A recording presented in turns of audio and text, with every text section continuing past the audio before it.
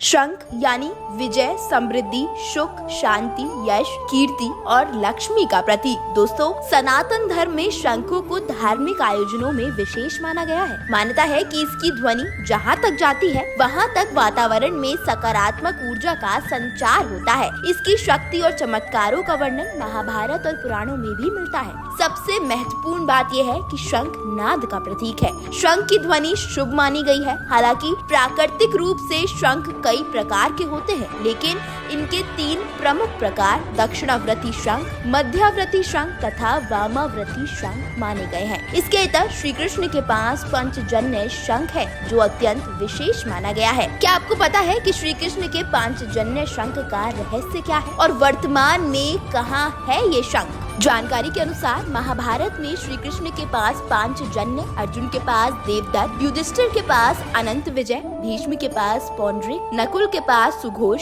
सहदेव के पास मणिपुष्पक नामक शंख था। इन सभी के शंखों का महत्व और शक्ति अलग अलग थी, लेकिन इन सभी में पांचजन्य शंख को अत्यंत दुर्लभ शंख माना गया है। मान्यता है कि इसकी उत्पत्ति समुद्र मंथन के दौरान हुई थी। समुद्र मंथन में प्राप्त 14 रत्नों में से 6वां रत्न शंख था। पौराणिक कथा के अनुसार एक बार श्री कृष्ण के गुरु के पुत्र पुनर्दत्त को एक बार एक दैत्य उठा ले गया। उसी गुरु पुत्र को लेने के लिए वे दैत्य नगरी गए। वहाँ उन्होंने देखा कि एक शंख में दैत्य सोया है। उन्होंने दैत्य को मारकर शंख को अपने पास रखा और फिर जब उन्हें पता चला कि उनका गुरु पुत्र तो यमपुरी चला गया है, तो वो भी यमपुरी चले गए। वहाँ यमदूतों ने उन्हें अंदर नहीं जाने दिया। तब उन्होंने शंख का नाद किया, जिसके चलते यमलोक हिलने लगा। जब यमलोक हिलने लगा तो यमराज ने स्वयं आकर श्री कृष्ण को उनके गुरु के पुत्र की आत्मा को लौटा दिया। भगवान श्री कृष्ण बलराम और अपने गुरु के साथ उन्हें धरती पर लौट आए और उन्होंने अपने गुरु पुत्र के साथ ही पांचजन्य शंख को भी गुरु के समक्ष प्रस्तुत कर दिया। गुरु ने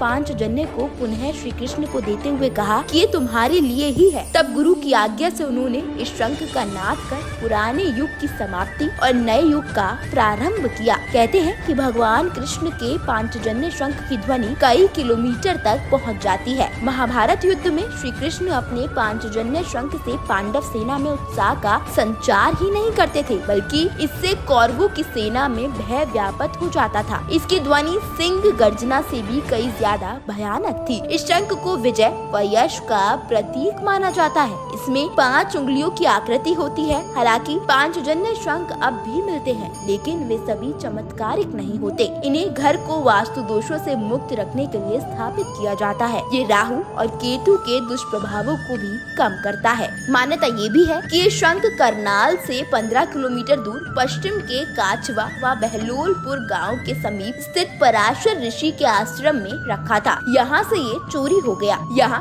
सनातन धर्म से जुड़ी कई बेशकीमती वस्तुएं थी। 20 अप्रैल 2013 को इस शंख के चोरी होने की बात कही जाती है। मान्यता के अनुसार भगवान श्री कृष्ण ने महाभारत युद्ध के बाद अपना पांचजन्य शंख पराशर ऋषि के तीर्थ पे रखा था। हालांकि कुछ लोगों का मानना है कि श्री कृष्ण का ये शंख आदि बद्री में सुरक्षित रखा हुआ है। आपको ये जानकारी कैसी लगी? अपनी राय हमें कमेंट करके जरूर बताएं। वीडियो पसंद आई हो तो लाइक और शेयर करें और चैनल को सब्सक्राइब करना बिल्कुल ना भूलें।